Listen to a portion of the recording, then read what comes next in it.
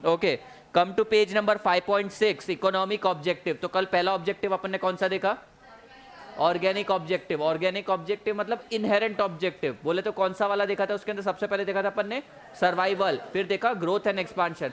Obvious है, कोई भी बिजनेस को रन करने के लिए सबसे पहले सर्वाइवल नेसेसरी है, फिर ग्रोथ और एक्सपांशन। फिर सेकंड ऑब्जेक्टिव आएगा इकोनॉमिक ऑब्जेक्टिव। भाई बिजनेस तो तेरा चल गया ना, सर्वाइव कर लिया ना तूने तेरे बिजनेस को, अब इसको तू और ग्रो कर और इकोनॉमिक प्रॉफिट कमा। तो next objective is economic objective. This relate to profit maximization objective and behavior of business firm, which forms one of the basic assumption of microeconomic theory। कुछ नहीं है, वो बोल रहा है प्रॉफिट कमाओ। समझा? ज्यादा खींचना नहीं इस पॉइंट को, प्रॉफिट कमाओ। Social objective, Hrithik what is meaning of social objective? Patil cutting करके आया, स्टाइल करके आया, आज थोड़ा अलग लग रहा है। तुम लोग रोटेशन में आगे आगे आते हो क्या? कुछ आगे वाले पीछे इस तरीके से? वो फर्स्ट बेंच थे ना कल, तो आज लास्ट चले गए। रोटेशन हो रहा है शायद, कांस्टेंट है। देखो देखो पढ़ रहा है वो, बिना पढ़े बता। 12th पास किया ना अब तो? बोले तो द ऑब्जेक्टिव देखो यार, we are using the resources belonging to society. हंसो मत। We are using the resources which belong to our society. तो सोसाइटी की तरफ अपनी ऑब्लिगेशन है। Although we are paying for those resources, but it is our responsibility कि society को वो सारी चीजें वापस प्रोवाइड करी जाए in the forms of goods and services. इसके अलावा मॉरल रिस्पॉन्सिबिलिटी भी होती है अपनी। Do you know about CSR? Have you ever heard about this word CSR? Corporate social responsibility पढ़ा है? नाम से समझ में आ रहा है कि कॉर्पोरेट सोशल रिस्पॉन्सिबिलिटी, कॉर्पोरेट वाले लोग रहते हैं। What is meaning of corporate? Companies वगैरह, ठीक है। सोशल वर्ड तो समझता है, और रिस्पॉन्सिबिलिटी मतलब कॉर्पोरेट की सोसाइटी की तरफ रिस्पॉन्सिबिलिटी। कंपनीज एक्ट 2013 के अंदर CSR, कॉर्पोरेट सोशल रिस्पॉन्सिबिलिटी का एक सेक्शन डाला है, जिसके थ्रू क्या बोलते हैं वो, तुम्हारी कंपनी के, सुनना, तुम्हारी कंपनी के पिछले 3 साल के एवरेज प्रॉफिट का कुछ परसेंटेज तुम्हें मैंडेटरीली कुछ चैरिटेबल एक्टिविटी के लिए डिस्ट्रीब्यूट करना है। तो ये क्या कर रहे हैं? बेसिकली कंपनी अर्न करती है प्रॉफिट, लेकिन सारा प्रॉफिट मालिक लेकर चला जाता है, सोसाइटी की तरफ कोई ध्यान नहीं देता। इसलिए ये CSR एक्टिविटी करते हैं। CSR एक्टिविटीज में क्या क्या आ सकता है? कोई स्कूल बना दिया, ठीक है, और कोई रोड बना दिया कहीं का, कोई भी टाइप की सोशल रिस्पॉन्सिबिलिटी, तो ये अभी मैंडेटरी भी कर दिया है। तो कोई भी कॉर्पोरेट का ये भी एक ऑब्जेक्टिव रहता है।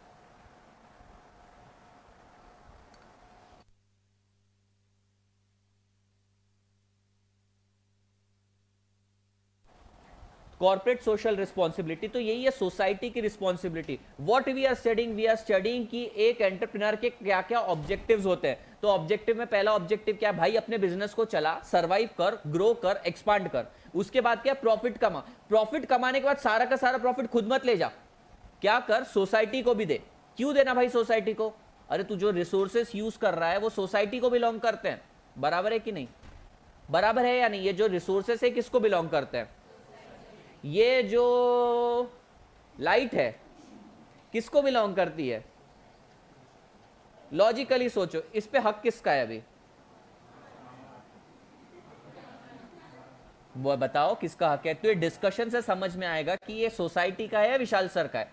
डिस्कशन से ही समझ में आएगा किसका है ये। हमारा है। अरे हाँ, अल्टीमेटली तो सोसाइटी का ही है, और तुम सोसाइटी का पार्ट हो, भले खराब पार्ट हो सोसाइटी का, पर हो तो सही पार्ट। तो ये बल्ब बिलोंग करता है विशाल सर को। ये ट्यूबलाइट जो भी है विशाल सर की है, क्योंकि उन्होंने इसके पैसे दिए हैं। पर ये आया कहाँ से? अर्थ से आया है। अब बोलना, ये मत बोलना कि खोद के निकाला क्या जमीन से, नहीं। अपन ने पढ़ा है कि लैंड, लेबर, कैपिटल, एंटरप्राइज, सारी चीजें डल के ये एक ट्यूबलाइट बनी, और इसके लिए उन्होंने पे किया। पे किसको किया? जिससे अपन ने खरीदा है। तो बेसिकली ये जो रिसोर्सेस, ये जितना भी तुम्हारा ये लैंड था, लैंड, लेबर, कैपिटल, जितने भी रिसोर्सेस थे, ये बिलोंग करते थे सोसाइटी को, और अपन ने कुछ चार्ज पे करके वो लिया है। अल्टीमेटली सोसाइटी को बिलोंग करता था। तो अब अगर अपन प्रॉफिट भी कमा रहे हैं तो अपनी रिस्पॉन्सिबिलिटी है कि सोसाइटी को वापस दिया जाए। समझा क्या? देगा क्या तू? बता ना, कुछ करता है क्या सोसाइटी के लिए? क्या किया है सोसाइटी के लिए? कुछ नहीं किया। किया क्या तुम लोगों ने सोसाइटी के लिए? कुछ नहीं। क्या किया है बता? प्रजय, क्या किया सोसाइटी के लिए तूने?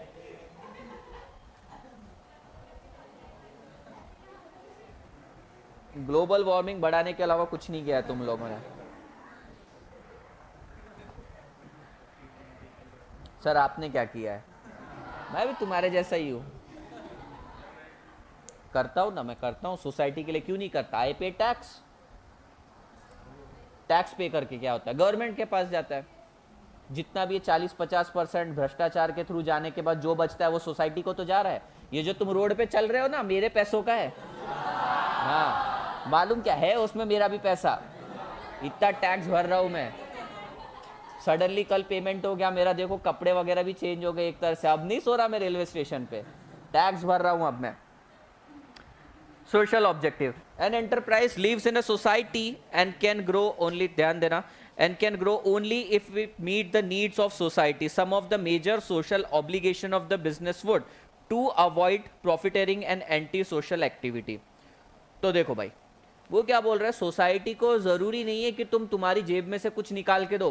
कुछ गलत काम नहीं करो ना, वो भी सोसाइटी के लिए कंट्रीब्यूशन है। लेट अस से ये बहुत भ्रष्टाचार करता है, बहुत करप्शन है इसके, ये चलता है ना तो पीछे इसकी परछाई नहीं, करप्शन चलता है। इतना करप्शन करता है, ये गलत कर रहा है ना सोसाइटी के लिए।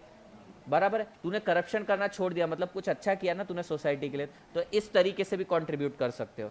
सही इंसान को वोट देकर अगर चुनोगे तो वो भी सोसाइटी के लिए कंट्रीब्यूशन है। बराबर है कि नहीं? कहां गए अपने? यही है। To create opportunity for gainful employment, to create opportunity for gainful employment for the people in the society. म्हणजे अपने पाहुने लोगों को जॉब मत दो, जो डिजर्विंग है उनको दो। प्रॉपर एक अपॉर्चुनिटी क्रिएट करो। सारा काम मैं ही कर लूंगा ऐसा मत करो। घर में कारपेंटर भी मैं ही, झाड़ू वाला भी मैं ही, सफाई वाला भी मैं ही, प्लम्बर भी मैं ही, ये मत करो। ठीक है? प्रॉपर अपॉर्चुनिटी क्रिएट करो और डिजर्विंग लोगों को रोल दो। बोले तो आरक्षण हटाओ। To maintain a continuous and sufficient supply of unadulterated good, दूध में पानी मत मिलाओ। वही बोल रहे हैं, मैं तो एग्जांपल दे रहा हूं। To maintain a continuous and sufficient supply of unadulterated good, मतलब अगर तुम कोई चीज चार्ज कर रहे हो, तुम भी बोल सकते हो सर आप फीस तो 40,000 ले रहे हो हमसे, पर पढ़ा कुछ भी नहीं, घंटा पढ़ा रहे हो। ऐसा अगर होता तो तुम बोल सकते थे। बराबर है कि नहीं? तो मेरा यही कहने का मतलब है, मैं देखो सोसाइटी को कैसे कंट्रीब्यूट कर रहा हूं, अनअडल्ट्रेटेड सर्विस दे रहा हूं, कोई भी कमी नहीं छोड़ रहा हूं इसके अंदर। बराबर है कि नहीं? कॉलर नहीं है आज। To ensure that enterprise output does not cause any pollution, pollution भी नहीं करने का। समझे क्या?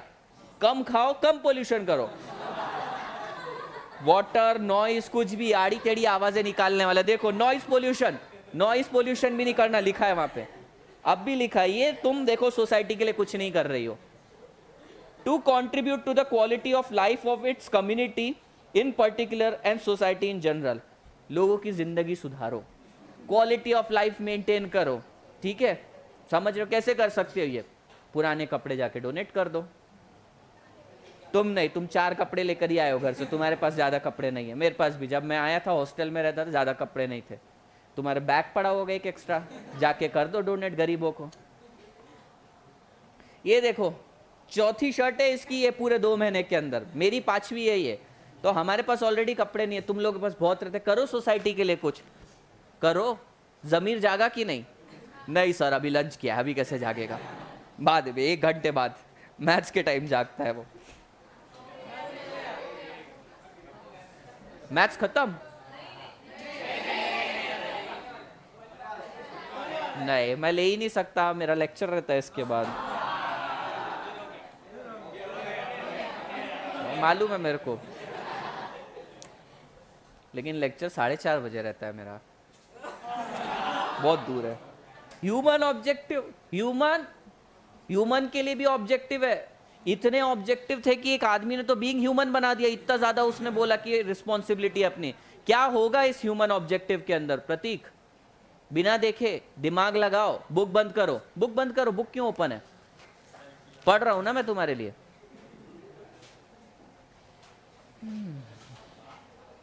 भरोसे के काबिल नहीं हो तुम।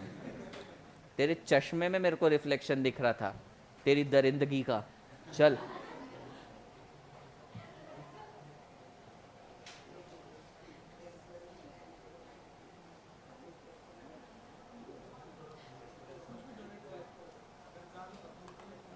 हाँ, क्या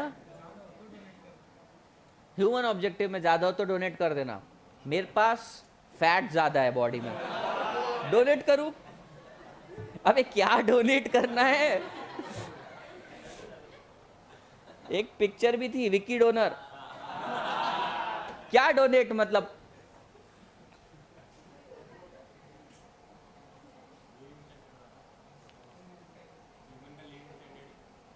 वो तो सोशल ऑब्जेक्टिव्स में आ गया। ह्यूमन ऑब्जेक्टिव क्या? प्रजय हंस रहा है बहुत। क्या है ह्यूमन ऑब्जेक्टिव? क्या? Kidney? Noise pollution, noise pollution. Society के लिए कुछ तो करो देवी।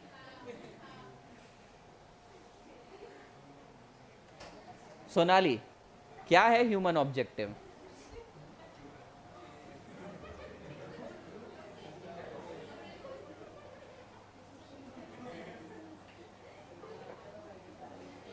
एक काम करते हैं, 10 मिनट तुम्हारा हंसने के बाद फिर वापस आएंगे। चलो तुम बताओ ह्यूमन ऑब्जेक्टिव में क्या होगा?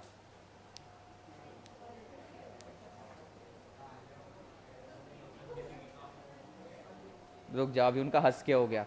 हाँ हाँ बोलो अब ह्यूमन ऑब्जेक्टिव।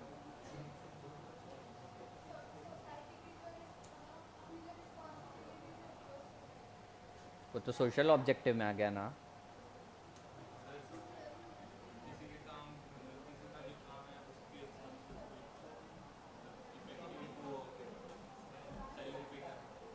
एक एग्जांपल वो हो सकता है प्रॉपर रिवॉर्ड और रेम्यूनरेशन पे करना किसी की सर्विसेज के लिए, अपने एम्प्लॉयज़ को बराबर छुट्टी देना।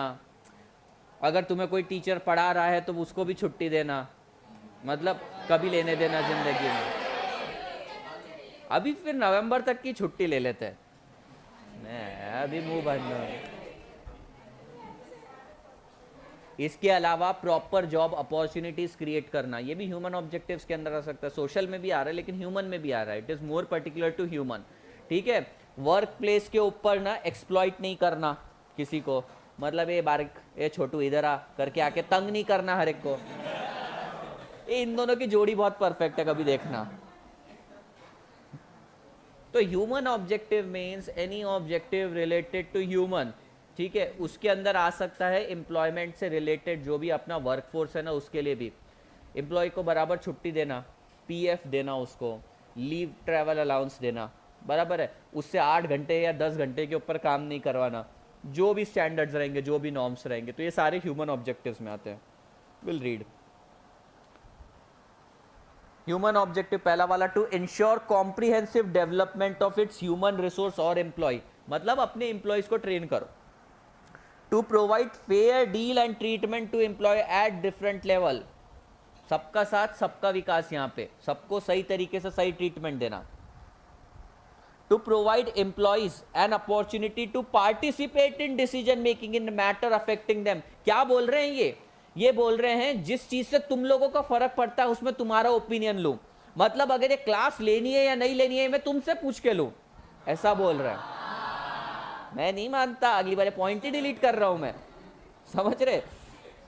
To make the job content interesting and challenging, ये बहुत अच्छा इंपॉर्टेंट पॉइंट है। देखो लोग जॉब क्यों करते हैं? पैसे के लिए। लेकिन एक काम मोनोटोनस करते करते करते करते बोर हो जाते हैं, बोलते हैं कि लोग यार मेरी जॉब बहुत बोरिंग है, बराबर। वो कौन लोग रहते हैं जिनकी जॉब में कोई चैलेंजेस नहीं रहते हैं? Is challenge good in life और बैड थिंग? इतना चैलेंज आ रहा है कि 16-16 घंटे काम करना पड़ रहा है तुमको, चैलेंजेस यही तो होते हैं। फिर गुड क्या हो गया? हाँ, चैलेंज मतलब क्या होता है? मतलब ऐसे ही हो जा रहा है उसको चैलेंज थोड़ी बोलेंगे। जो तुम्हारे को हिला के रख दे, तुमको सेंट्रल शॉक से भी ज्यादा शॉक दे जो चीज। बातें मत करो। लास्ट बेंच आ जाओ, आगे आ जाओ, 2 जन आगे आ जाओ, एक इधर एक इधर, आ जाओ आ जाओ आ जाओ आ जाओ सच्ची। और उसको रूम फ्रेशनर का बोलो। To develop new skills and ability in employ. क्या बोल रहे हैं ये? तुम्हारे अंदर नई स्किल्स डेवलप करो, यही तो मेरा काम है। बराबर है कि नहीं? कोई छुट्टी नहीं। And provide work climate in which they will grow as mature and productive individual. तुम्हें प्रोडक्टिव बनाना भी मेरी रिस्पॉन्सिबिलिटी है, मतलब सोसाइटी के लिए। ऐसे ही कहीं दूसरी जगह से पढ़ के से पास हुआ है तुमको चार्टर्ड अकाउंटेंट नहीं बनाना है। मेरी रिस्पॉन्सिबिलिटी बहुत बड़ी है, समझ रहे हो? तुम्हें इकोनॉमी के हर एस्पेक्ट से टच करवा रहा हूँ। हाँ, to enable employees enjoy a good standard of living. तुम्हारा स्टैंडर्ड ऑफ लिविंग भी अच्छा इंप्रूव होने दो। तुम्हारा स्टैंडर्ड ऑफ लिविंग भी अच्छा होना चाहिए। क्या होता है स्टैंडर्ड ऑफ लिविंग? अभिजीत, क्या होता है स्टैंडर्ड ऑफ लिविंग? और फोन आया नया?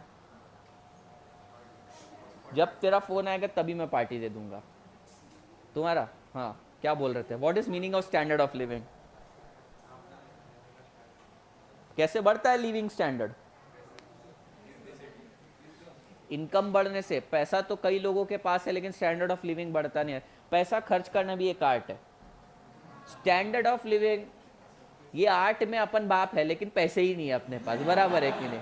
पैसा खर्च कैसे करना है अपने से पूछो। अपने यहाँ सिर्फ एक ही अमीर आदमी है, लास्ट बेंच पे अकेला बैठा है, देखो शांति से।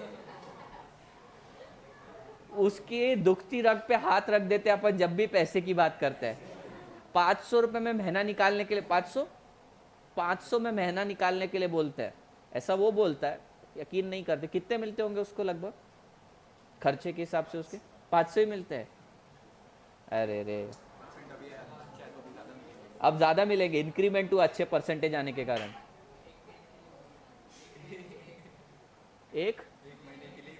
सिर्फ 1 महीने के लिए बढ़ेगा, इसको बोनस बोलते हैं। 1 महीने सिर्फ ज्यादा मिला उसको बोनस, ज्यादा खुश नहीं होने का। ऐसे ही होता है।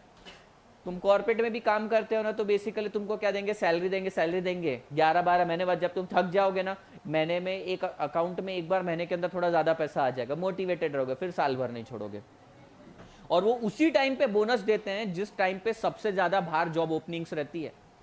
बोले तो बाहर जब सबसे ज्यादा अपॉर्चुनिटीज, तुमको मालूम है क्या, हर साल थ्रू आउट द ईयर नहीं रहती है, कुछ पर्टिकुलर टाइम ही रहता है। हर इंडस्ट्री टू इंडस्ट्री डिपेंड करता है। अब सीए के अंदर मान लो जुलाई अक्टूबर वाले सीजन बहुत हेक्टिक है, तो उसी टाइम पे ज्वाइनिंग होती है। बराबर? तो मार्केट में सीए के जॉब तब ओपन होते हैं, तो उसी टाइम पे बराबर बोनस देंगे। साल भर नहीं देंगे। साल भर तेरे को चिराग की तरह घिस घिस कर फ्लैट कर देंगे, और बाद में मांगेंगे तो तुमको बोलेंगे कि बोनस देते रुक जा, और फिर ये बंदा रुक जाएगा। बाहर अपॉर्चुनिटी भी खत्म, साल भर तक फिर घिसो इसको। To secure the loyalty and support of employ. पढ़ो, ये पॉइंट पढ़ो। To secure the loyalty and support. Loyalty चाहिए मेरे को, तुम लोग साला लॉयल्टी नहीं देते। रॉयल्टी नहीं, लॉयल्टी। लॉयल बोले तो ईमानदारी, मेरे प्रति वफादारी रखो। है क्या किसी में? ये 3 लोगों ने तो बेच खाई है लॉयल्टी। ठीक है, ये लॉयल्टी बेचकर ही इंस्टीट्यूट में चक्कर काटने गए थे उस रिक्शा के पैसे से। तू भी ना, वो दो, तेरे में तो थी ही नहीं। By being conscious of their duty towards them. अच्छा चलो, अपन ने किस किस के लिए कर लिया अभी? ऑर्गेनिक ऑब्जेक्टिव कर लिया बिजनेस के लिए, ठीक है। इकोनॉमिक ऑब्जेक्टिव कर लिया एंटरप्रेन्योर के लिए। सोशल ऑब्जेक्टिव कर लिया सोसाइटी के लिए। सोसाइटी के अंदर क्या हो सकता है? क्या शुक्रवार पेट मेरी सोसाइटी है?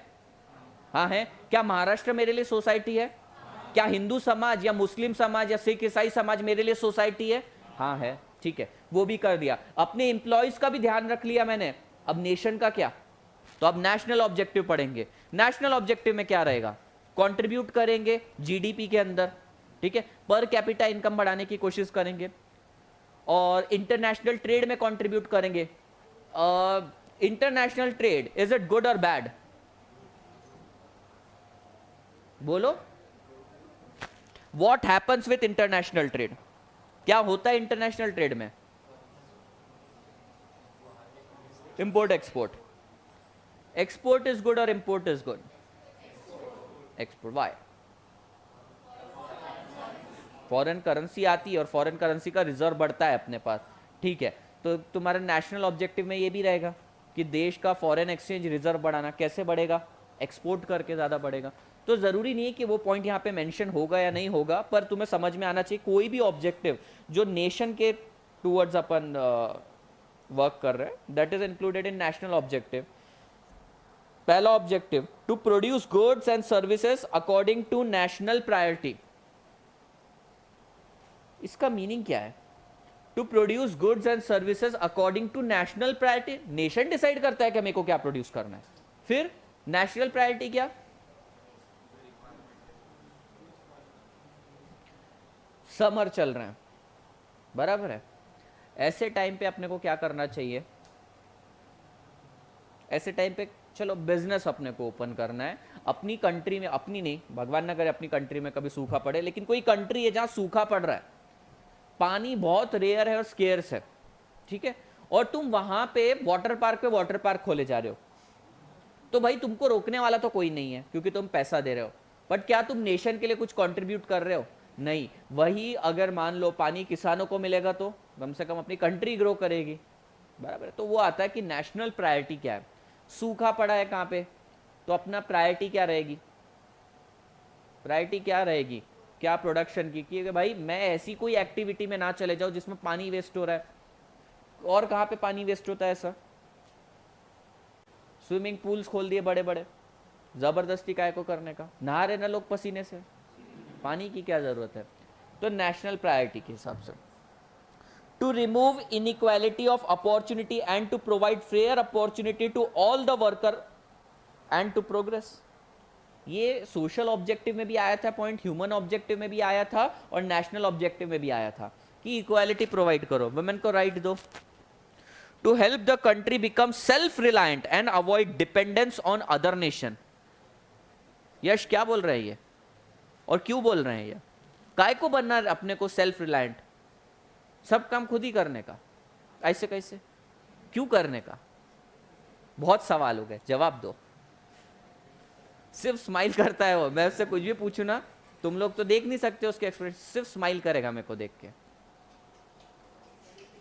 ये किसका सिर आ रहा है यहाँ पे? सिर झुका दो. जा तू लास्ट बेंच पे,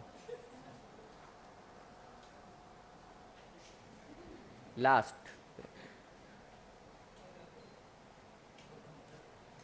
क्यों बनना है अपने को सेल्फ रिलायंट? अमृता, कल से एक भी क्वेश्चन नहीं पूछा तुमसे, क्यों बनना है अपने नेशन को सेल्फ रिलायंट? रुचा हंस रही, इसके बाद वो आंसर देगी, इसके बाद तुम, उसके बाद तुम्हारे पीछे वाली. हंसी बहुत आ रही है, तुम आंसर करोगे, जो हंसेगा उससे आंसर. वो देखो दोनों चुप बैठ गई पीछे वाली. उसके बाद तुम. अब सेल्फ रिलायंट नहीं समझ पाई तो. Yash, what is meaning of self reliant? Independent. क्या होता है सेल्फ रिलायंट का मतलब? सेल्फ रिलायंट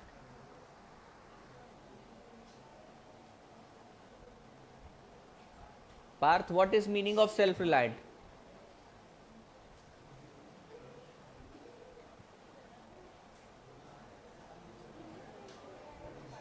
पार्थ सही एग्जाम्पल देके समझाना इस बार हमें. सेल्फ रिलायंट का क्या मतलब है? हम दूसरे एग्जाम्पल नहीं समझना चाहते. ठाकुर देखा है? ठाकुर तुमने, जिसके हाथ नहीं थे शोले में, कितनी तकलीफ होती थी वो बंदे को. वो सेल्फ रिलायंट नहीं था, खुद पे डिपेंडेंट नहीं था, उसकी हर मजबूरी में दूसरे को शामिल होना पड़ता था. समझ रहे हो? तो नेशन भी बोलता है भाई मेरे को ठाकुर जैसा नहीं बनना है, पाकिस्तान जैसा नहीं बनना है, बराबर है. हर चीज के लिए चाइना के सामने कटोरा लेकर जाओ, वैसा नहीं बनना है. तो हम हमारी कंट्री को सेल्फ रिलायंट बनाएंगे. कैसे बनाएंगे सेल्फ रिलायंट? जब ये क्लास के युवक नौजवान छुट्टी पे छुट्टी मांग रहे, कैसा मेरे देश आगे बढ़ेगा? बताओ. कोई छुट्टी नहीं, संडे भी अब काम करेंगे. Will make our nation self reliant. बराबर है कि जस्सी? नहीं. छुट्टी देखो, देश का युवा कैसा हो, तेरे जैसा आलसी हो। क्या होता है? ये ह्यूमन ऑब्जेक्टिव पर है, देखो ये ह्यूमन ऑब्जेक्टिव पे ही अटका हुआ है। और नेशन कहा गया, पापा को बुलाना पड़ेगा तेरे, सबको यहाँ पे पेट्रियोटिक बना देंगे। Self reliant, we want to become self reliant. देखो पोखरन में न्यूक्लियर टेस्ट किया था अपन ने, मालूम क्या? अगर जिसको नहीं मालूम, जॉन इब्राहिम की एक पिक्चर भी आई थी, क्या नाम था? परमाणु। क्या हुआ था उसके अंदर? दूसरी कंट्रीज न्यूक्लियर वेपन डेवलप कर रही थी और अपन को टेस्ट भी करने नहीं दे रहे थे। तो अपन हमेशा दूसरी कंट्री पे डिपेंडेंट रहते, क्योंकि अपने को डर रहता भाई हम फाइट करने के लिए किसी के साथ रेडी नहीं है। वो टेस्ट करने के बाद अपने को समझ में आया दैट वी आर रेडी, बराबर है। और उसके बाद से इंडिया के देखो ना फेस चेंज हो चुका है पूरी तरीके से। अब दूसरा एग्जाम्पल सेल्फ रिलायंट का क्या है, पाकिस्तान का एग्जाम्पल ले लो और इंडिया का एग्जाम्पल ले लो। इंडिया कितना बड़ा मार्केट है, कितना बड़ा मार्केट है। तुमको कोई आइडिया है कि चाइना क्यों मरता है यहाँ पे, क्यों मुंह मारता है इंडिया में वो? क्योंकि उसको मालूम है इंडिया जैसे इतना बड़ा मार्केट कोई नहीं, यहाँ इतने येड़े है ना, कुछ भी बेचो खरीद लेंगे, ठीक है, बराबर है ना। अपने को चाहिए बकरे और इंडिया में कम बकरे हैं क्या? तो सेल्फ रिलायंट का मतलब है भाई तुम तुम्हारे नेशन को सेल्फ रिलायंट बनाओ, खुद का काम खुद ही कर लो। कल करके तुम्हारे किसी नेशन के साथ अगर मान लो संबंध अच्छे नहीं रह जाते हैं, पाकिस्तान के जैसे इंडिया के साथ नहीं, अगर मान लो तुमसे एक क्वेश्चन पूछता हूँ, अगर इंडिया के और पाकिस्तान के रिलेशन अच्छे होते, फायदा किसको होता इसमें? पाकिस्तान को ही, ठीक है। तो वो सेल्फ रिलायंट नहीं है, एक तो उसको दूसरे के सामने भीख मांगनी पड़ रही है। तो ऐसा अपना भी हो सकता है कि अपने दूसरे नेशन के साथ रिलेशन अच्छे ना हो, उस टाइम पे क्या करेंगे अपन? उस टाइम पे अपने को सेल्फ रिलायंट रहना चाहिए। अब सेल्फ रिलायंट बनेंगे कैसे? अपन जो चीज़ें इंपोर्ट करते हैं वो इंडिया में ही प्रोड्यूस करो, ठीक है। जो साइंटिस्ट वगैरह अपने बाहर जाते हैं उनको यहीं पे रिटेन करो। जो लोग छुट्टियां मांगते हैं उनको बोलो नहीं तुम संडे को भी आके पढ़ाई करो, कर सकते हैं ना अपन। तो इससे नेशन सेल्फ रिलायंट बनेगा अपना। To train the country's youth and contribute in skill formation for economic growth and development. This is what the mission और vision of our government is, कि अपने जो युवक है, युवा लोग हैं, उनको ट्रेन किया जाए, स्किल डेवलपमेंट दी जाए। कंस्ट्रेन,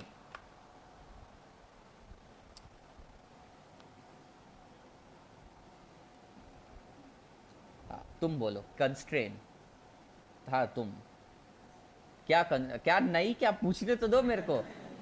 कंस्ट्रेन, तुमको क्या लगता है ये एंटरप्रेन्योर जो है, जो अपना एंटरप्रेन्योर है, उसको कुछ तो भी कंस्ट्रेन आते होंगे क्या?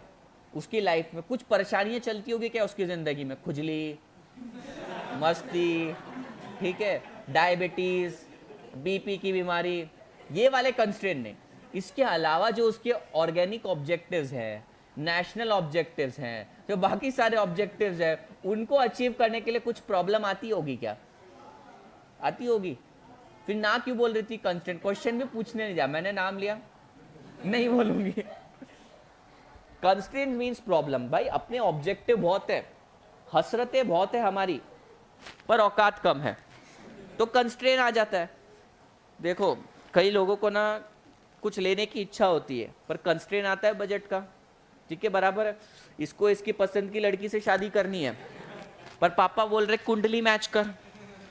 पहले कास्ट ने धोखा दिया, बाद में कुंडली ने धोखा दिया, वो भी कंस्ट्रेन आ रहा है। तो ये बेचारे एंटरप्रेन्योर को कितने कंस्ट्रेन आते होंगे, अपने को वो भी पढ़ना है। देश के लिए कुछ करना चाहता है, विपक्ष वाले रोक देते हैं हमको। तो उसी तरीके से अपने अपोजिशन बोलते हैं या कॉम्पिटिटर बोले, वो भी अपने को प्रॉब्लम देते हैं। प्लस कई बार मेरी कंट्री के अंदर ना, चलो तुम लोग भी अगर मान लो एक एंटरप्रेन्योर बनना चाहते हो, तो तुम्हारे सामने भी बहुत सारी प्रॉब्लम आएगी। ऑब्जेक्टिव तो तुम्हारे बहुत सही है, बिजनेस ग्रो करना, सरवाइव करना, इनकम कमाना, national social objective, human objective सारे पूरे करना, पर इसमें भी कुछ कुछ प्रॉब्लम आ जाती है।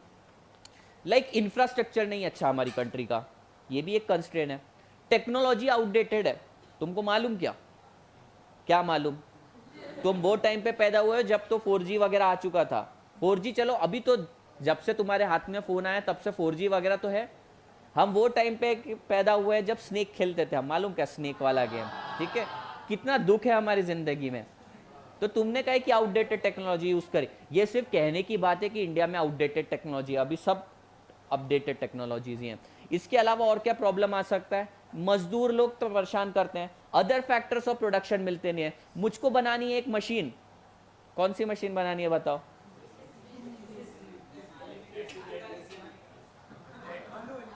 आलू वाली मशीन बनानी है, पर ऐसा मेरे को रॉ मटेरियल ही नहीं मिल रहा है जिससे इधर आलू डालो इधर से सोना निकल के आ जाएगा।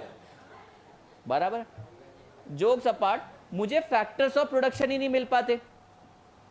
मैं बोल रहा हूं कि let us say I want to produce this particular commodity, लेकिन मेरे को फैक्टर ऑफ प्रोडक्शन बोले तो वो मटेरियल ही नहीं मिल रहा इंडिया के अंदर या मेरी कंट्री के अंदर। लेबर बोलता है नहीं पहले मैं लेबर यूनियन बनाऊंगा फिर काम करूंगा, पहले छुट्टी दे फिर काम करूंगा। फैक्टर ऑफ प्रोडक्शन तंग कर रहे हैं। ठीक है, जेसीबी अवेलेबल नहीं है, कैपिटल गुड है ना जेसीबी, वो तो खुदाई हो रही है वहां पे कहीं पे तो भी, तो मेरे को जेसीबी भी अवेलेबल नहीं। मतलब क्या फैक्टर्स ऑफ प्रोडक्शन भी नहीं कई बार मिलते, ये भी तो एक कंस्ट्रेंट है। टेक्नोलॉजी एक बोला, इंफ्रास्ट्रक्चर मैंने एक बोला, इंफॉर्मेशन। इंफॉर्मेशन का मतलब क्या होता है? देखो लेट अस से मुझे सीए फाउंडेशन की क्लासेस कंडक्ट करनी है, बराबर है, सीए फाउंडेशन की क्लासेस कंडक्ट करनी है और मैं सोच रहा हूं एक बहुत बड़ा प्रीमाइस ले लूं। मैंने बहुत बड़ा प्रीमाइस ले लिया 400 लोगों की कैपेसिटी का, और दूसरा भी एक प्रीमाइस था 40 लोगों की कैपेसिटी का। अब ये दो कैपेसिटी में क्या डिफरेंस है बताओ? सिटिंग कैपेसिटी में मुझको क्या फर्क पड़ने वाला है? 400 का लूं या 40 का लूं, एक ही बात है ना मेरे लिए। क्या एक ही बात है? हाँ, हर चीज में हाँ बोलना। क्यों अलग है? रेंट पे ले रहा हूं मैं, रेंट कॉस्ट अलग होगी। तो मैंने 400 वाला क्यों लिया? मेरे में तो मस्ती है नहीं, क्यों लिया होगा मैंने 400 वाला? इनकम ज्यादा बनेगी, या मैं ऐसे बोलूं कि नंबर ऑफ स्टूडेंट्स ज्यादा आएंगी एक्सपेक्टेड है। पर मुझे पता चला इस साल पूरे के पूरे पूना में ही 200 लोगों ने एनरोल किया है, और उसमें से भी आएंगे मेरे पास 40। तो बेसिकली मेरे पास इंफॉर्मेशन ही नहीं पहुंची, तो ये इंफॉर्मेशन फेलियर भी हो सकता है। लेटेस्ट से एक एंटरप्रेन्योर है, वो सोच रहा है कि इस साल ना लास्ट ईयर के कंपैरिजन में 10 टाइम्स मोबाइल की डिमांड ज्यादा इंक्रीज होने वाली, 20 टाइम्स इंक्रीज होने वाली, कुछ भी हो सकता है, और उसके पास वो गलत इंफॉर्मेशन आई। ये 10 टाइम्स या 20 टाइम्स की इंफॉर्मेशन है ना, ये उसने मार्केट से ली और ये गलत इंफॉर्मेशन आई उसको। गलत इंफॉर्मेशन के बेसिस पे क्या होगा? गलत प्रोडक्शन हो जाएगा और कंपनी लिक्विडेशन की स्टेज तक पहुंच सकती है। इतना ज्यादा ओवर प्रोडक्शन करके क्या करेगा? क्या करेगा? एक्सपोर्ट करेगा। एक्सपोर्ट कैसे करेगा? कोई इंपोर्ट करने के लिए है ही नहीं बाकी की कंट्री में। Do you know what is meaning of export? बच गया, 5000 का पेन है, बच गया। Do you know what is meaning of export? ये इंडिया है अपना नीचे का side, India. What is meaning of export? बाहर बोले तो दूसरी कंट्री में भेजना। ये इधर एक चूहे जैसा एक देश है, कौन सा है ये? श्रीलंका में। ड्राइंग इंप्रूव हुई ना?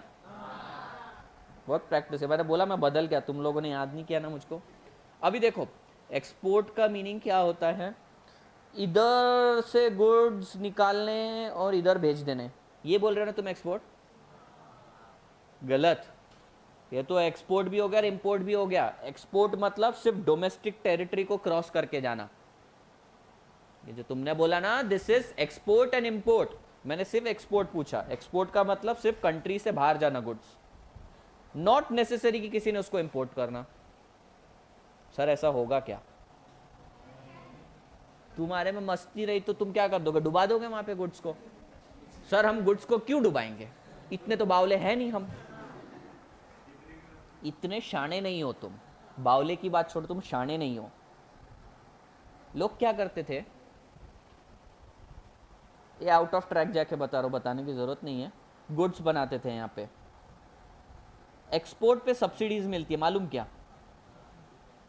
एक्सपोर्ट करने पर सब्सिडी मिलती है। तो एक्सपोर्ट करना जरूरी था, पर साला इंपोर्ट कोई कर ही नहीं रहा मुझसे, मुझसे कोई ले नहीं रहा। तो मैंने सोचा भाई एक्सपोर्ट का मीनिंग क्या है, जरा बुक खोल के देखिए। एक्सपोर्ट का मतलब है sending goods out of domestic territory. मैं गया देखा मैंने इंडिया की डोमेस्टिक टेरिटरी कहाँ है, तो बोले ये पानी है। रुको रे,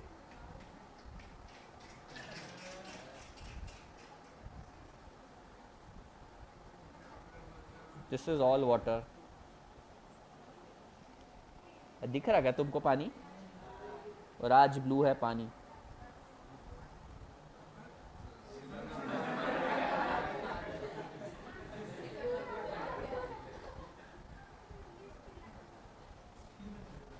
क्या श्रीलंका? अरे वो लहर आई है, वापस जाएगी थोड़ी देर में। तो लोगों ने क्या बोला, बोले मेरे को एक्सपोर्ट की सब्सिडी तो चाहिए पर कोई इंपोर्ट कर नहीं रहा, तो मैं एक काम करता हूँ, सब्सिडी के लिए गुड्स बनाता हूँ और इनको, ये इंडिया की बॉर्डर है, तुमको मालूम क्या, लैंड बॉर्डर के बाद वाटर की भी बॉर्डर रहती है अपनी 12 नॉटिकल माइल्स तक या जो भी है, तो ये बॉर्डर है अपनी, समझो पानी की। तो इसके बाहर ले गए और समुद्र में डुबा दिए। एक्सपोर्ट हुआ ना? क्यों नहीं हुआ एक्सपोर्ट?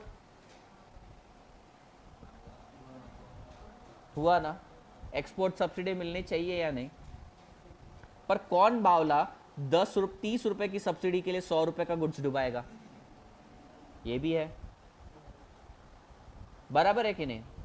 तुम तो ऐसे बावले नहीं हो, तुम ऐसे शाणे नहीं हो।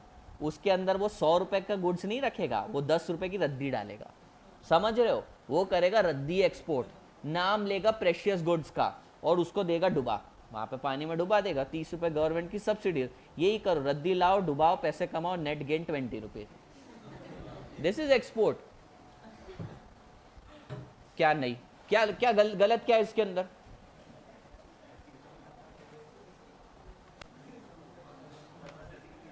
हाँ, क्या नहीं होगा? ये मतलब चलो ना, अपन खड़े हैं, अपन एक्सपोर्ट कर रहे हैं और अपन ने ये वाली एक्टिविटी करी, एथिकल गया, एथिक्स गया तेल लेने। इंडिया में किस में एथिक्स है? एथिक्स गया तेल लेने। अब बताओ कि ये एक्टिविटी हो सकती है या नहीं?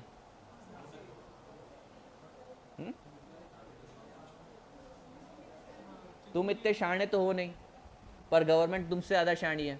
वहां पर वो चेकिंग करती है उसकी, बराबर है, कि उसके अंदर रद्दी भरी है कि क्या भरी है, बराबर। तो तुम इतने बावले हो नहीं कि ऐसा करोगे, नहीं, तुम इतने शाणे नहीं हो। गवर्नमेंट के साथ सेटिंग नहीं होती क्या? सब चीजें हो सकती है भाई। गवर्नमेंट के साथ करो सेटिंग, 20 रुपए कमाए, 10 रुपए कस्टम ऑफिसर्स को दे दिए, हो सकता है ये करने का। कैसा?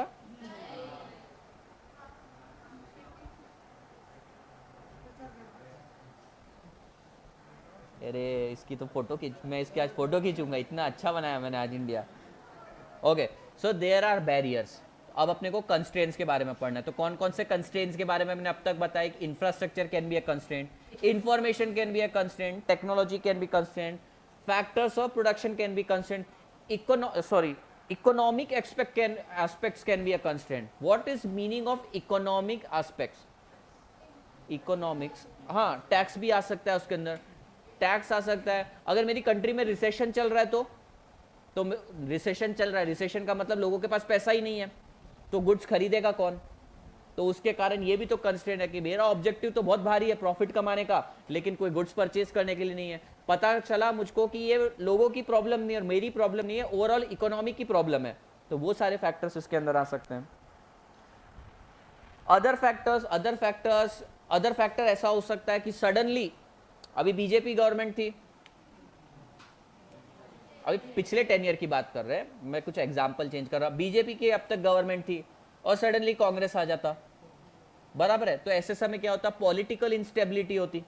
पॉलिटिकल इंस्टेबिलिटी से बिजनेस को फर्क पड़ता है क्या? बहुत ज्यादा फर्क पड़ता है, बहुत ज्यादा। कोई भी स्टेबिलिटी चाहता है। अगर तुम भी देखो ना, यहां पर आकर मैं पढ़ा रहा हूं, मेरे अलावा कोई और पढ़ाएगा आकर मेरे सब्जेक्ट को, तो थोड़ा सा तो प्रॉब्लम जाएगी ना तुमको, इतना तो जाएगी ना। डूब मरना, आज मैं लाऊंगा कटोरी में पानी लाऊंगा, डूब मरो तुम। कितनी 40 कटोरियां लाऊंगा, देखना, सब मरना उसी के अंदर। तुम मत मरना, तुम मेरे साथ, तुझ मेरा भाई, ठीक है? इस चलता है। देखो, अपोजिशन ना बहुत इंपॉर्टेंट फैक्टर होता है कोई भी एक गवर्नमेंट के लिए। अगर अच्छा स्ट्रांग अपोजिशन ही नहीं है ना, तो गवर्नमेंट भी काम नहीं करेगी। मैं बीजेपी सपोर्टर हूं, ठीक है, बता रहा हूं, या एक एग्जांपल ले रहा हूं, जो कंसिडर करना है करो। बीजेपी भी अगर अच्छा काम नहीं करेगी, अगर अच्छा अपोजिशन नहीं होगा, हर चीज के लिए टांग खींचने वाला चाहिए, तभी अपने को डर लगता है। लेटेस्ट से ये बीजेपी है, कांग्रेस है, दो अपोजिट पार्टी है। अगर अपन ने ब्लाइंड ट्रस्ट कर दिया बीजेपी पे, अल्टीमेटली उसमें भी तो लोग ही है ना, वो लोग भी तो करप्शन कुछ कर सकते हैं। पर ये कंटिन्यूअसली बताया जा रहा है, सर ये ऐसा कर रहा है, सर ये ऐसा कर रहा है, ये राफेल ले आया, ये वो ले आया, ये फलाना चीजें ले आया, कंटिन्यूअसली उसको पोक करता रहता है, तो ये भी अब गलत काम करने से डरेगा। तो डेमोक्रेसी, ये एंटरप्रेन्योर वाली मस्ती है क्या तेरे अंदर? ये कभी भी आता है, बल्ब चालू कर दो। हाँ ना, उंगली बहुत ज्यादा है कर, क्या है ये? मतलब पूरी क्लास को जरूरत नहीं थी भाई, अच्छा पॉइंट चल रहा है।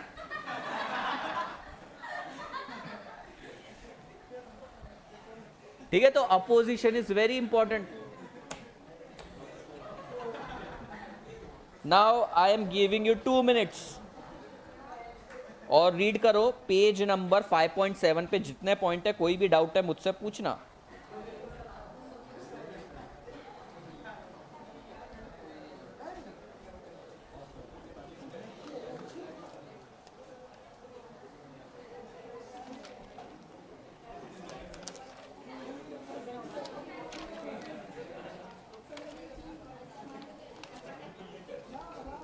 और कल से नोटबुक लेकर आना, एटलीस्ट 50 पेज की नोटबुक, प्रैक्टिस करवानी पड़ेगी। कॉस्ट और रेवेन्यू के टॉपिक के अंदर ना बहुत ग्राफ बनाने पड़ेंगे अपने को। 15 मार्क्स तो एक्सपेक्ट करना। अगले 3 चैप्टर नहीं, 3 नहीं, 5 लेक्चर में जितना अपन पढ़ने वाले उसमें से 15 मार्क्स एक्सपेक्ट करना, बहुत ज़्यादा इंपॉर्टेंट। नोटबुक लेकर आना, नहीं तो हाथ पे बनाना, जो करना है करना।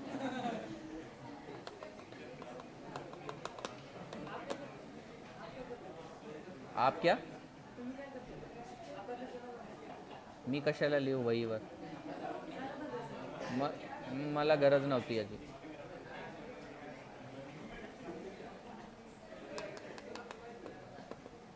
पढ़ो ना,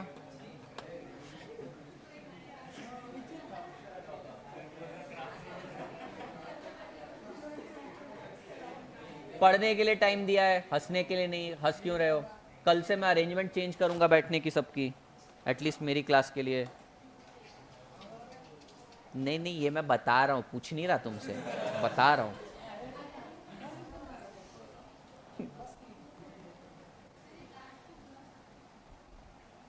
बुक कहाँ है? 3, और तुम दोनों की बुक कहाँ है? बुक किधर है?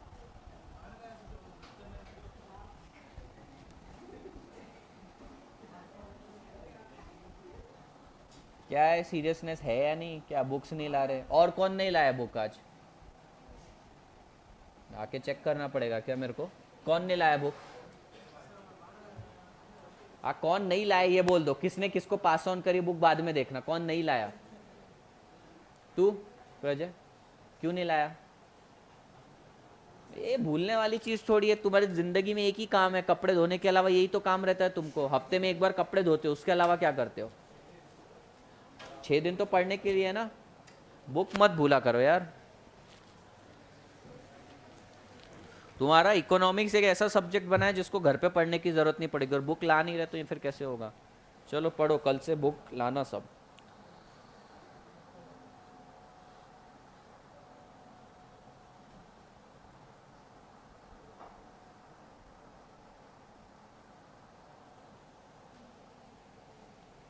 तुम में से कोई भी ना नोट्स नहीं बनाता है, मतलब बुक के साइड में अगर कोई ऐसा पॉइंट लगा कि यार ये पॉइंट अच्छा है, एग्जाम्पल, इसे कोई भी नहीं करता। बुक ऐसी कोरी अच्छी नहीं लगती है।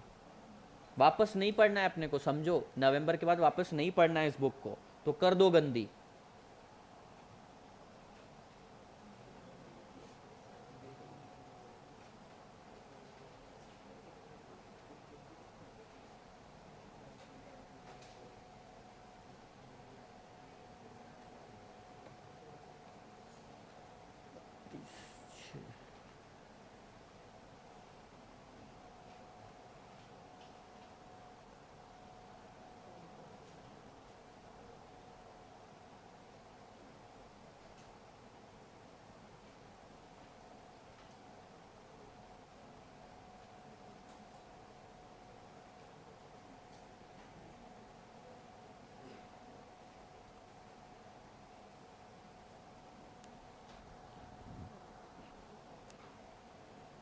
कौन कौन नहीं आया आज? प्रशांत, कृष्णा, क्रांति, और गर्ल्स में कोई है जो नहीं आया है?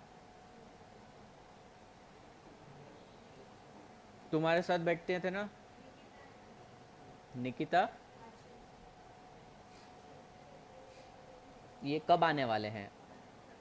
तुम्हारी बात नहीं हुई उनसे, पूछना कब आ रहे हैं। और एक और एब्सेंट है, निकिता, आंचल, हाँ, Prathamesh. Okay,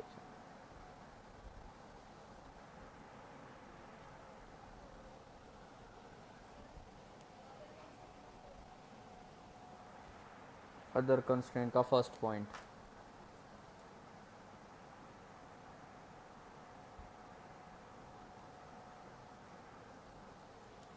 contagious word explain किया है। कंटेजियस का मतलब क्या होता है? जो स्प्रेड होता है, ठीक है। ग्रेट रिसेशन, नहीं 2008 का रिसेशन आया था, मालूम है क्या तुमको? नहीं मालूम? पेज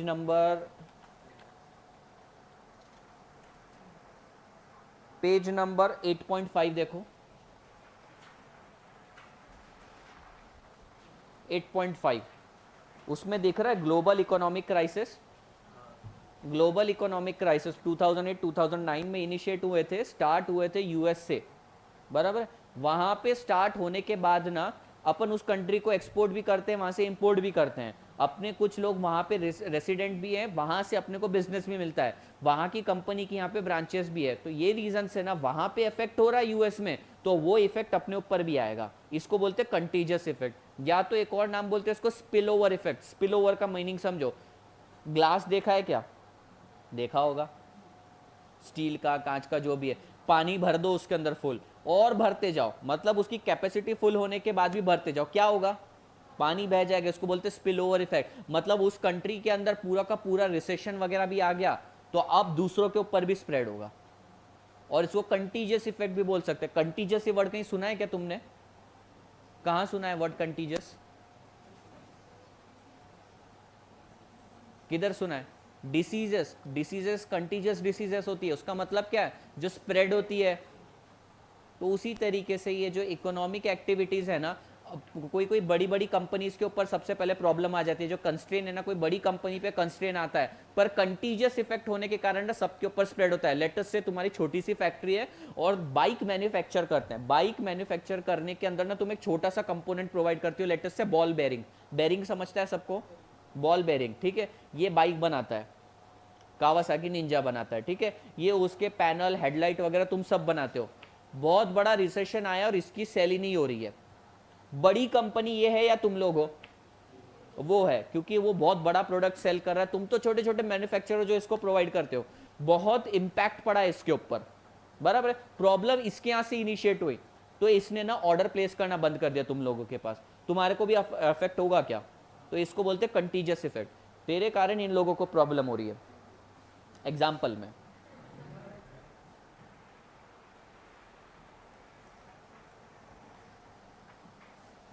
समझा? फिर ना कंटीजियस इफेक्ट को स्पिल ओवर इफेक्ट भी बोलते हैं। SPILL dash OVER EFFECT।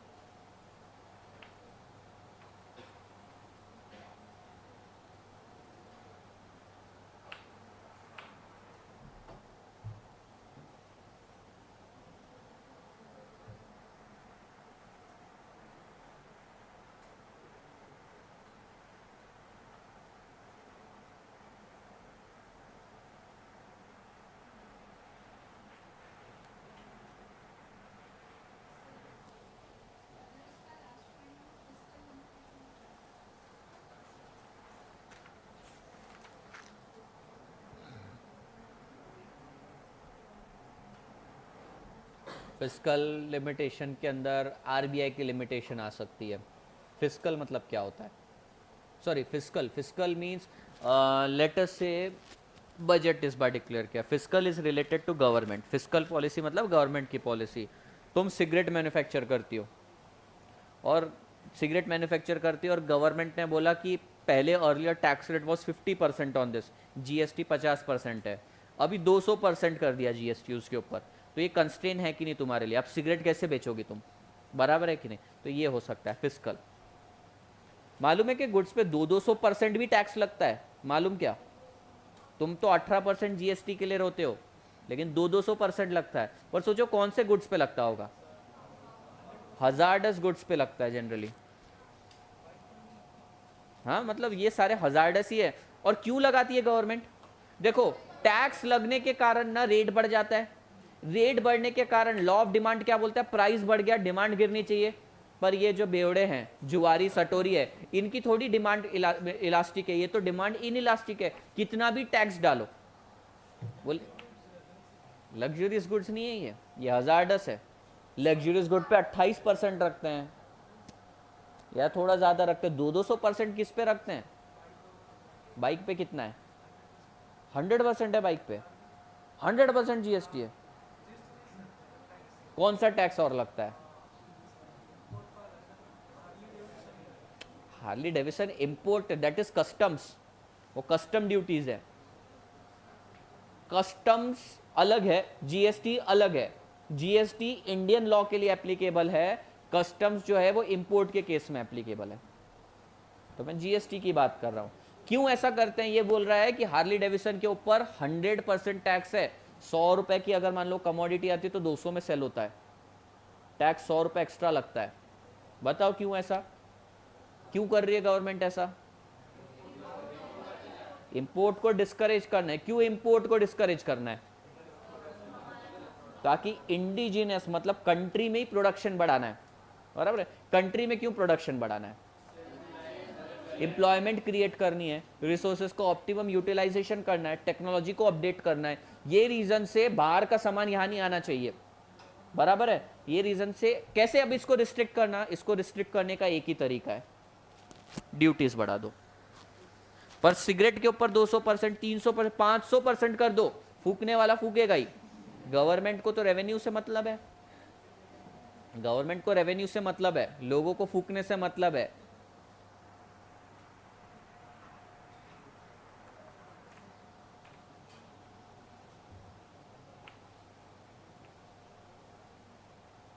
और शिवराज कैसी है वो? मेरा पूछना फर्ज है, समझा करो, पूछा, हर एक का हाल चाल पता रखना चाहिए ना, ठीक ना?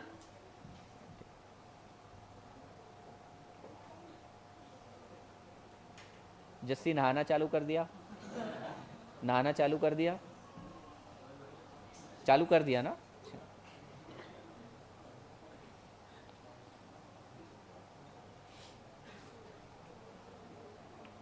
पार्थ आज राज सर को परेशान तो नहीं किया? हाँ हाँ, वही मैंने वही पूछा, राज सर को परेशान तो नहीं किया ना? चलो, कोई प्रॉब्लम क्या? मतलब इसमें कोई प्रॉब्लम आई?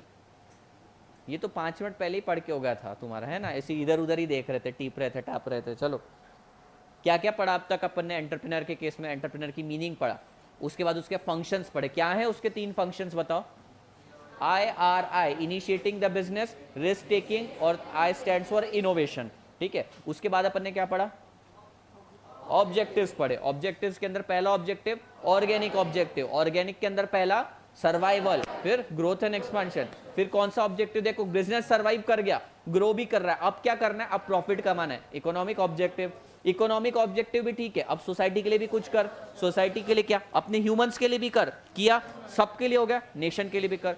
ये सारे ऑब्जेक्टिव्स अचीव करने में तेरे को कुछ ना कुछ कंस्ट्रेंट्स आएंगे। कौन कौन से कंस्ट्रेंट हो सकते हैं? इंफॉर्मेशन एक बैरियर हो सकता है, दूसरा इंफ्रास्ट्रक्चर हो सकता है, टेक्नोलॉजी भी एक हो सकता है, और कौन से बोले उसमें? फैक्टर्स ऑफ प्रोडक्शन हो सकता है, इकोनॉमिक एस्पेक्ट्स हो सकता है, और अदर्स में तो कुछ भी हो सकता है। ठीक है, अब अपने को पढ़नी है भैया इसको और क्या क्या प्रॉब्लम्स आ सकती है। ये कंस्ट्रेंट्स है, ये हर्डल्स है, ये हर्डल्स हैं, लेकिन इसके अलावा भी और कुछ चीजें हो सकती है। तो अपन लास्ट इसमें सेक्शन पढ़ेंगे। बेसिकली ये कंस्ट्रेंट का ही पार्ट है, प्रॉब्लम्स। इसके अंदर पहला प्रॉब्लम है ऑब्जेक्टिव। अब भैया ऑब्जेक्टिव कैसे प्रॉब्लम हो सकता है एक एंटरप्रेन्योर के लिए? बुक बंद। एंटरप्रेन्योर के लिए ऑब्जेक्टिव कैसे एक प्रॉब्लम हो सकती है मीनल?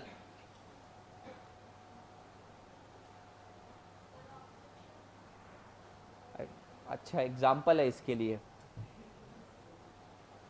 किससे क्वेश्चन नहीं पूछा है 2 दिन से? हर्षद, तेरे को भी दुश्मन बाजू में ही मिल गया। हाँ, अपने ऑब्जेक्टिव बता प्रॉब्लम कैसे हो सकते हैं। एक मूवी देखी है क्या तुमने? कपिल शर्मा की थी, उसकी 3 वाइफ रहती है। किस किस को प्यार करूं ना, उसके ऑब्जेक्टिव क्या थे? हर एक को प्यार करूं, पर प्रॉब्लम था किस किस को प्यार करूं।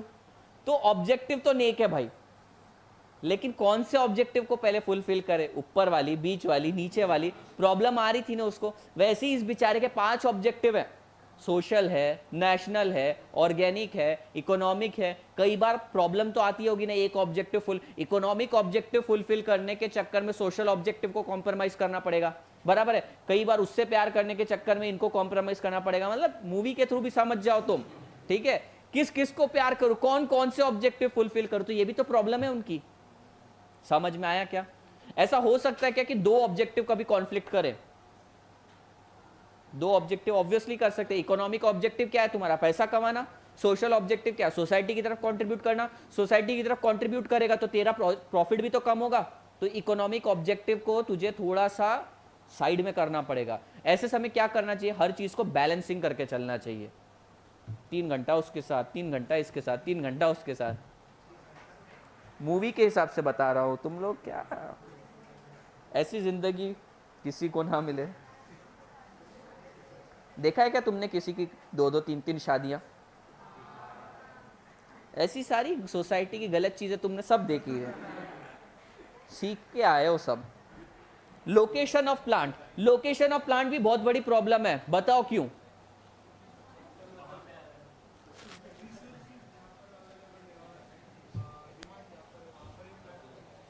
लोकेशन ऑफ प्लांट सही है एग्जांपल। लोकेशन ऑफ प्लांट ये भी बहुत बड़ी प्रॉब्लम है कि किधर प्लांट सेट करूं, चाकन में डालूं, उड़ीसा में डालूं, बिहार में डालूं, किधर डालूं? बराबर है कि नहीं? गुड़गांव नोएडा में डाल दिया तो लोग फैक्ट्री समेत मुझको भी उठा के ले जाएंगे। लोकेशन का इशू। अगर वही मैंने चाकन वगैरह साइड डाल दिया तो लेबर की प्रॉब्लम है, रिसोर्सेस नहीं वहां पे इतने ज्यादा। और अगर मैंने उड़ीसा वगैरह साइड डाल दिया तो शायद कुछ गवर्नमेंट सब्सिडी मिल जाए। तो मैं बहुत कंफ्यूज हूं, मैं हूं पूना का लेकिन मेरे को फैक्ट्री डालनी पड़ी उड़ीसा साइड। तो लोकेशन ऑफ प्लांट भी बहुत इंपॉर्टेंट है। लोकेशन ऑफ प्लांट इसलिए भी इंपॉर्टेंट है क्योंकि गवर्नमेंट अगर तुम बैकवर्ड एरिया के अंदर प्लांट डालते हो तो सब्सिडीज देती, मालूम क्या तुमको? बहुत फायदे हैं बिजनेस करने के। अब ये फायदे क्यों हैं? क्योंकि तुम देखो 40 लोग देखो यहाँ पे, 30-40 जो भी है, कोई बिजनेस करना चाहता है क्या? नहीं करना चाह रहा है। इसी तरीके से तुम कंट्री लेवल पे देखो, बहुत कम लोग हैं जो बिजनेस करना चाहते हैं।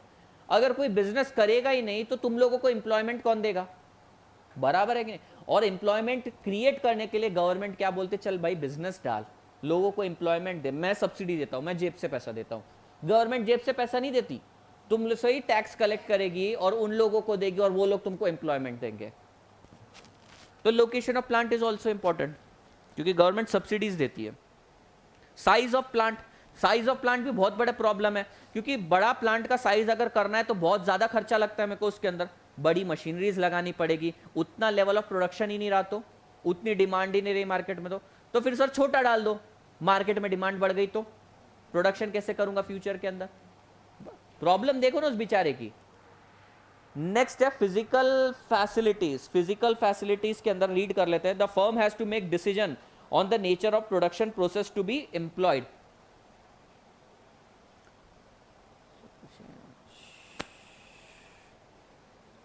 श्री बता इसका मीनिंग क्या है? फर्स्ट लाइन का क्या लगता है तुझे meaning? A firm has to make decision on the matter of production process to be employed and the type of equipment to be installed based on factor production design technology etc etc.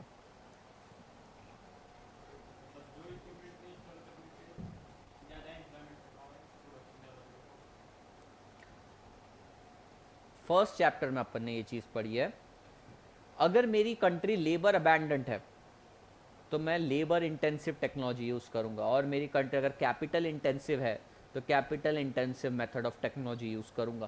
तो यहाँ पे उन्होंने वही चीज बोली है। और अगर मेरी कंट्री लेबर अबैंडेंट है लेटेस्ट से, और मैं कैपिटल यूज कर रहा हूँ, capital intensive, cost of production will be high और cost of production will be low. मेरी कंट्री कैपिटल इंटेंसिव है and I am making use of labours, cost will be high. तो एक सिंपल लॉजिक है भाई, कंट्री अगर capital intensive है तो कैपिटल इंटेंसिव यूज कर, लेबर इंटेंसिव है तो लेबर इंटेंसिव यूज कर। बोले तो क्या मतलब है इसका? लेबर इंटेंसिव का मतलब क्या होता है? जिस कंट्री में लेबर ज्यादा है तो जो प्रोडक्शन प्रोसेस है ना, हैंडमेड वन वाउंड से सारी चीजें। फिर कैपिटल इंटेंसिव में क्या होता है? मशीनरी ज्यादा रहती है, वर्कफोर्स कम रहता है। ठीक है, तो ऐसे समय मशीन का यूज करो। तो कई बार उसको ये प्रॉपर मिक्स नहीं मिल पाता। The enterprise has to make a choice on the equipment and the process based on the evaluation of relative cost and efficiency. तो उसको एक प्रॉपर इवैल्यूएशन करना पड़ता है। फाइनेंस, भाई बिजनेस तो डालना है, बहुत बढ़िया बिजनेस है अपने पास। एक फ्लिपकार्ट जैसी एक ई कॉमर्स साइट ओपन करनी है अपने को। फ्लिपकार्ट जैसी ई कॉमर्स साइट ओपन करने के लिए पैसा लगेगा क्या अपने को? क्या लगता है तुमको? एक वेबसाइट ओपन करने के लिए पैसा लगता है क्या? बहुत लगता है। ठीक है, वेबसाइट ओपन करने के लिए तो नहीं लगता, पर उसको चलाने के लिए बहुत पैसा लगता है। उसके ऊपर ट्रैफिक आए, ट्रैफिक आए मतलब सर्च आए, उसके ऊपर लोग सर्च करें उस वेबसाइट पे, इसके लिए लोगों को बहुत पुल करना पड़ता है अपनी तरफ। फ्लिपकार्ट के भी लेटेस्ट ऐड बताओ कैसी है? रणवीर सिंह है उसमें, रणबीर कपूर है, रणबीर कपूर है, आलिया भट्ट है, और छोटे छोटे बच्चों को बड़े जैसा दिखाते हैं वो। तो कर क्या रहे हैं? बेसिकली किसी ना किसी तरीके से अट्रैक्ट कर रहे हैं, मार्केटिंग करना है, तो इसके लिए भी खर्चा लगता है। तो भाई एक छोटा सा बिजनेस जिसमें आज पोटेंशियल नहीं है, फ्यूचर में पोटेंशियल दिख के आएगा, लेकिन पैसा आज लग रहा है, और ये पैसा कहाँ से आएगा? फाइनेंस के थ्रू। मेरे को फाइनेंस से नहीं मिल रहा, ये भी तो प्रॉब्लम है। एंटरप्रेन्योर है क्या? बेसिकली माइंडसेट है एक। एंटरप्रेन्योरशिप मतलब क्या होता है? एक माइंडसेट कि मैं सारे फैक्टर्स ऑफ प्रोडक्शन को इकट्ठा करके कुछ तो भी भारी वाला करके दिखा सकता हूं। माइंडसेट है मेरे पास, लेकिन ये सारी प्रॉब्लम है, साला फाइनेंस नहीं मिलता मेरे को, ये भी तो प्रॉब्लम है उसकी।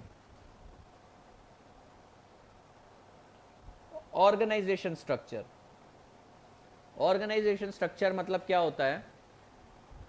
एक ही आदमी सारे काम कर रहा है तुम्हारी ऑर्गेनाइजेशन में, क्या एफिशिएंसी बढ़ेगी?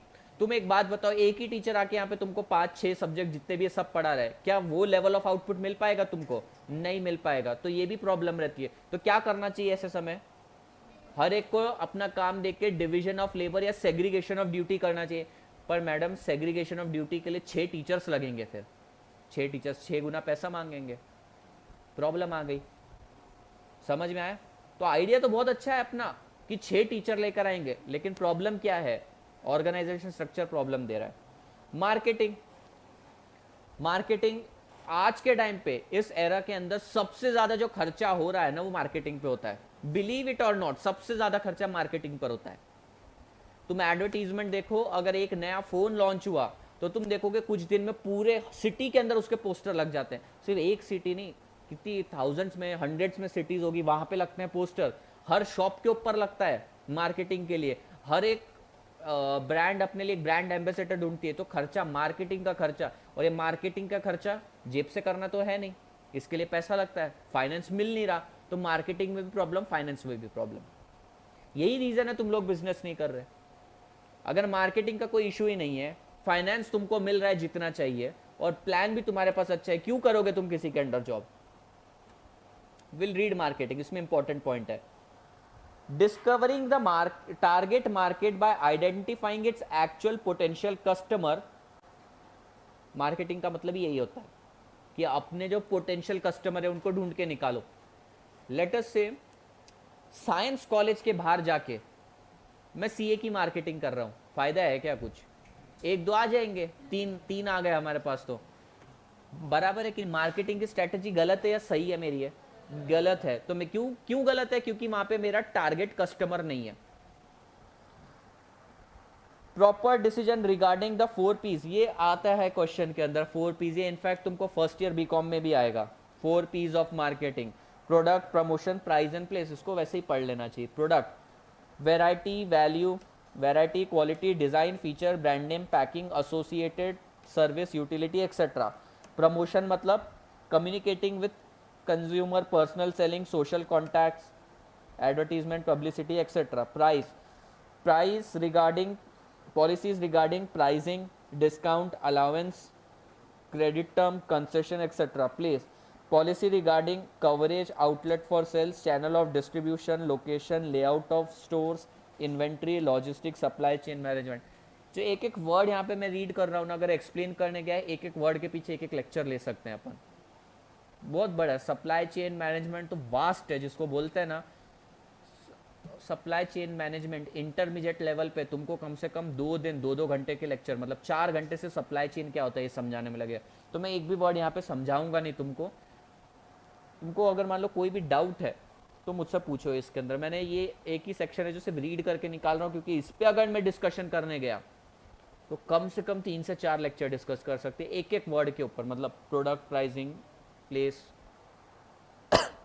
प्रमोशन. रीड करो, इसमें कोई प्रॉब्लम है. देता हूं 2 मिनट रीड करने के लिए. लास्ट पॉइंट रीड कर लेते हैं अपन. Legal compliance. Why legal compliance is necessary? Legal compliance भी एक प्रॉब्लम होता है. अगर मेरे को एक फैक्ट्री सेट करनी है तो मेरे को कितने सारे लाइसेंस निकालने पड़ते हैं. लेटेस्ट से मुझे छोटा सा ढाबा ही ओपन करना है तो उसके लिए मेरे को फूड लाइसेंस लेना पड़ता है. तो ये सारे कंप्लायंस, ये भी तो कंस्ट्रेन है ना. कंस्ट्रेन क्यों है? क्योंकि ये लीगल कंप्लायंस बहुत स्ट्रिक्ट है. वो बोलते इतना हाइजीन मेंटेन करो, डस्टबिन के ऊपर ढक्कन हमेशा रख के रखो. आपने देखा क्या कोई भी साफ सफाई से करता है क्या काम? नहीं. इंडिया में तो एक कंस्ट्रेन है बेसिकली. तुम दूसरी इंडस्ट्री की बात कर सकते हो, केमिकल इंडस्ट्रीज की बात कर सकते हो, वहाँ पे तो बहुत ज़्यादा रिस्क इन्वॉल्व है, तो उनको बहुत लीगल कंप्लायंस फॉलो करने पड़ते हैं. तो ये भी तो एक प्रॉब्लम है. ये सारे वो फैक्टर है जिसके कारण एक एंटरप्रेन्योर डीमोटिवेट होकर जॉब करने चला जाता है. Industrial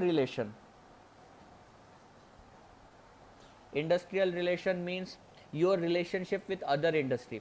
If I talk about Tata का मार्केट के अंदर बहुत ज़्यादा गुडविल है, बहुत ज़्यादा नाम है. क्यों? क्योंकि उनके इंडस्ट्रियल रिलेशनशिप बहुत ज़्यादा अच्छे हैं. वहीं अगर अपन बात करें दूसरी कंपनी के, लेटेस्ट से रिलायंस, तो तुम देखोगे रिलायंस हाईली कॉम्पिटिटिव है. एयरटेल के साथ कॉम्पिटिशन कर रहा है, आदित्य बिरला ग्रुप आइडिया के साथ कॉम्पिटिशन कर रहा है, हर एक के साथ कंपटीशन कर रहा है. तो ये इंडस्ट्रियल रिलेशन भी प्रॉब्लम देते हैं. लेटेस्ट से कल करके टाटा को कोई प्रॉब्लम आ गई तो बाकी की इंडस्ट्री उसकी हेल्प करने आ जाएगी, पर जियो को थोड़ी सी भी प्रॉब्लम आ गई ना, कोई हेल्प करने नहीं आएगा, उल्टा उसकी टांग खींचेंगे. तो ये भी तो प्रॉब्लम है. ये सारी problem. Now you can read. कोई भी पॉइंट अगर नहीं समझ में आया तो मैं एक्सप्लेन करूंगा. 4 P's तो ऐसे ही पढ़ लो, तुम्हारे बीकॉम में पढ़ा देंगे तुमको सिर्फ एक छोटा सा MCQ आएगा, व्हाट आर द 4 P's. तो तुमको बताना है product, price, promotion and place.